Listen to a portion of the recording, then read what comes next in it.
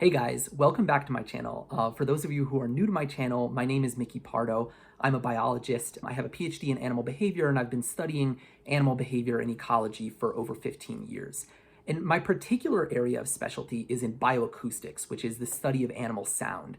So I've studied animal sounds both from the perspective of trying to understand how they communicate with each other, and also more recently using sound as a tool to monitor wild animal populations by putting audio recorders out in the environment. So today I wanted to talk about how we can learn something about animals' emotions by looking at the acoustic properties of their voice. So in humans, it's pretty obvious that, your emotion is reflected in your voice. And it turns out that the same is true for a lot of non-human animals. And so today I wanted to show you a couple examples of humans speaking in different emotional scenarios. And we're going to take a look at the speaker's voice in these different scenarios and analyze the acoustic properties of their voice and see how it changes when they're very upset versus when they're happy and relaxed. And then I'm going to show you a couple examples of cows vocalizing in similar emotional contexts, and we'll see how the acoustic properties of the cows' voices change in ways that are very similar to the way that human voices change depending on how we're feeling. So the reason why we can often tell how someone is feeling from their voice, and the reason why these features are often shared between humans and other animals, is because physiology has a direct impact on the sound of your voice. So for example, when you're upset, that activates your sympathetic nervous system, and that tends to cause certain muscles in your throat to contract. So for example, when the cricothyroid muscles contract, that stretches your vocal cords, and that makes your voice more high-pitched. Similarly, when you're upset, often you produce less saliva, and that changes the dryness of your vocal tract, and that can actually impact the resonance properties of the vocal tract, which have an impact on the sounds that come out of your mouth. Also, when you're stressed, you tend to release stress hormones. These are a group of hormones called glucocorticoids, and these hormones can cause the vocal cords to sort of swell up, and this can make your voice sound hoarser than it would normally. Now, scientists who study animal emotions often use a model of emotion called the arousal valence model. And basically this model is a conceptual idea that sort of thinks of emotions as existing along two different axes of variation. So the first axis is arousal, and that's basically how intense the emotion is, how excited you are. And it could be positive excitement or negative excitement. And the other axis is valence, which is positive or negative. So positive valence means that you're having a positive experience, so emotions like happiness, etc. And then negative valence is the opposite, so feeling sad or angry or frustrated, that kind of thing. When people have studied how valence is reflected in the voice, it seems to be pretty inconsistent, and the results are often hard to generalize across species. But with arousal, the results are very consistent, and very often we see the exact same acoustic features associated with high versus low arousal across many different species, including humans. And so that's what I'm going to focus on in this video. I'm going to focus on arousal because we just know a lot more about it, and it's a lot easier to compare across species, and there's a lot more to talk about. Okay, so first I'm going to show you some clips of humans, and then we'll look at how the acoustic features change depending on the emotional context, and then we'll move on to cows as an example of non-human animals. So the first video I'm going to show you is an example of a human speaking in a high arousal negative context. So this is a news clip of a woman in Kentucky whose daughter had been kidnapped, and she's speaking to the news about this and basically asking for any kind of information about where her daughter might be. Would you please bring my baby back? Please. She always answers me. She would never... Her running to the car in jeans. She has on a pink sweatshirt, Victoria's Secret. The car is white with tinted windows. I don't even know if that was her texting or not. I don't know. Okay, so now I'm going to show you an example of the opposite context, a low arousal positive context. So in this clip, this is basically a news story about a woman who's going on vacation and trying to visit all of the counties in Kentucky. I'm not entirely sure how that's newsworthy, but I guess if you live in Kentucky, nothing else more exciting than that ever happens. So here you go. How many counties have you been able to cross off so far? 5. 5. All This right. will be number 6. How many counties are in Kentucky? 120. So I have a ways to go. I know that several years from now my memory may lapse a little bit. I just wanted to make sure that I could remember my travels. If I'm going to take all the effort to go across the state, I would like to have some memories, and having the visual memories as well as journaling as I go will just be a good set of memory books that I'll have for my experience. Okay, so we're now in Raven Pro, which is a sound analysis program that I often use for analyzing animal vocalizations. But before we can get into the acoustic features that are associated with emotion in humans and other animals, you first have to understand a little bit about how sound works. So a sound wave is a pressure wave. And what that means is that when your vocal cords vibrate, they push air molecules closer together, creating an area of high pressure called a compression. And then the air molecules next to that get pulled further apart, creating an area of low pressure called a rarefaction. And then as the sound wave propagates through the air, you get this cycle of compressions and rarefactions. Now, to illustrate this, I've loaded two sounds into Raven. These are pure tones. So I'm just going to play this for you so you can hear what they sound like. So basically, the first tone is lower pitch than the second tone. And now to visualize what these tones look like, we need to zoom in a lot. So I'm just going to zoom in on this section here, right on the border between these two tones. And what we have here is a graphical representation of sound called a waveform, where on the y-axis, we have the loudness of the sound, basically corresponding to the pressure of the wave, and that's called amplitude. And then on the x-axis, we have time. And over here, these peaks above the x-axis are the compressions, and then these peaks below the x-axis are the rarefactions. And what I want you to notice is that in the first tone, the one on the left that was lower pitched, these cycles of compressions and rarefactions are spread further apart than in the right-hand tone, the higher pitched tone. And this is called frequency. So frequency is the number of cycles of the wave per second, and that's what we perceive as pitch. Now, there's another way to visualize frequency, which is much more useful when we're talking about more complex sounds in these tones, and that's the spectrogram. So we're going to look at the spectrogram view here and then get rid of the waveform. And what we have here is, instead of loudness being on the y-axis, we have frequency on the y-axis, and then the x-axis is still time, and then the darkness of the pixels represents the amount of energy in the sound at a given frequency and time. So what you see here is in the left-hand tone, which is lower pitched, we have a dark frequency band at a lower frequency compared to the right-hand tone, which is higher in pitch. So we don't really need these pure tones anymore, so we're just going to minimize this. And now what we have here is a spectrogram of two excerpts from the two videos of human speech that I played for you earlier. So on the right-hand side here, we have a woman talking in a highly emotional, high arousal context about her daughter having just been kidnapped. So I'll play this excerpt for you. Would you please bring my baby back? Please. So in that clip, you can very clearly hear that the woman is highly emotional, understandably so. And now in the right-hand clip over here, we have an excerpt from the video of the woman talking about her travels around Kentucky. So obviously a much lower arousal context. I would like to have some memories, and it's pretty obvious just listening to that there's less emotion in her voice.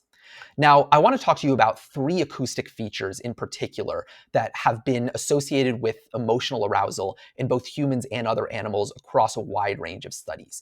And the first of these is something called fundamental frequency. So as you know, what you notice here is that, like, if we look back at the spectrogram of the tones, we just have a single dark band in each spectrogram because the tone is just a single frequency. But human speech and also non-human animal vocalizations are usually a lot more complicated than that. They don't just have one frequency, they have a lot of frequencies layered on top of each other. That's what all these dark bands are in the spectrogram, these stacked bands. Now, the lowest frequency is called the fundamental frequency. And one thing that's been found in a lot of studies of acoustic correlates of emotion is that when somebody is emotionally aroused, the fundamental frequency of their voice goes up. And so to visualize the fundamental frequency in these two women's voices, we're going to just first focus in on this one word here, which is the first woman saying please in a highly emotional context. Please. Now, the fundamental frequency is going to be the lowest band here. And so to see what that is, we can slide this purple bar up. And then it's a little hard to see on your screen because the font is probably quite small, but this says 0.38 kilohertz. So that means that the fundamental frequency of this woman's voice is approximately 380 hertz. Obviously, it fluctuates somewhat. Now compare that over here to, for example, let's just take this word, which is the word memories in the clip of the second woman talking in a low emotional context. So as you can see here in this word, Memories. the fundamental frequency is much, much lower than this pink bar. And if we slide the bar down to look at this fundamental frequency, it's 0.18 kilohertz. So it's 200 hertz lower than the woman in the high arousal context. Now, obviously, these are different women, so their voices will be slightly different pitches, but a big contributing factor to the difference in these pitches is the emotion in their voices, not just the fact that they're different women. Okay, now the second thing that we can look at is the range of the fundamental frequency, because not only does the absolute value of your fundamental frequency go up when you're more emotional, but the fundamental frequency also becomes more variable. So we can look at that by constricting these boxes down to be just around the fundamental frequency itself. And then we'll do that for the low arousal clip as well. And then to actually measure the range of the fundamental frequency, we can right-click here, choose Measurements, select Bandwidth 90%, and then hit OK. And what Bandwidth 90% tells us is basically the range of frequencies within which 90% of the energy in the box is contained. So if we look at this example here, the high emotional context, Please. we can see that the 90% bandwidth is 86 hertz. And then if we look here at the low emotional context, Memories. the 90% bandwidth is only 64 hertz. So obviously there's a big difference between those two. We have a higher range of fundamental frequencies for the woman in the high arousal context. And then finally, the last acoustic feature that I wanted to talk about is harmonics to noise ratio. So when you're highly emotional, your vocal cords vibrate more chaotically than when you're calm. In this example where the woman is speaking calmly over here on the right, you can see that there are very clear frequency bands. These are called harmonics. So the fundamental frequency is the first harmonic, and then all of the harmonics above that are multiples of the fundamental. And then in between the harmonics, there's very little energy, right? So that means that the vocal cords are vibrating smoothly or periodically rather than vibrating more chaotically. And we can hear that in the woman's voice. So let's play this woman talking in the low arousal context again. I would like to have some memories and right, there's not a lot of hoarseness or breathiness in her voice. But if we play this over here, where the woman's talking in the high arousal context, Bring my baby back. you can hear the breathiness and the hoarseness in her voice. And when you look at the spectrogram, you can see these dark smears, basically all of this energy in between the harmonics of her speech. And that is the result of the vocal cords vibrating more chaotically and creating this noise. Okay, so now before we can get into the example with the cows, I need to give you a little bit of background information. So like all mammals, cows only produce milk when they're lactating because they've recently given birth. So in the dairy industry, farmers will artificially inseminate their cows every year and then take the baby away from the mother shortly after birth so that more milk will be available to sell. And this separation is very stressful for the cows.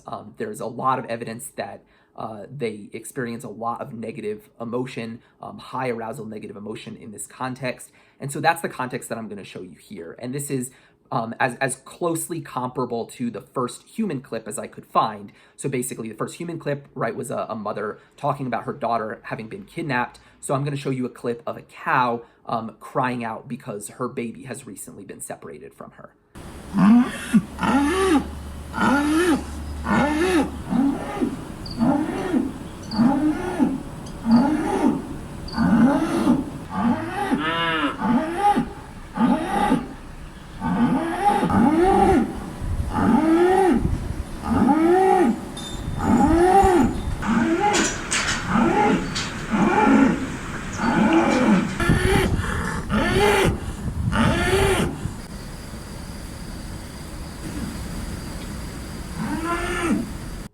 And now for an example of a cow vocalizing in a low arousal positive context, I'm going to use a clip of a cow on a sanctuary enjoying some head pets from her human.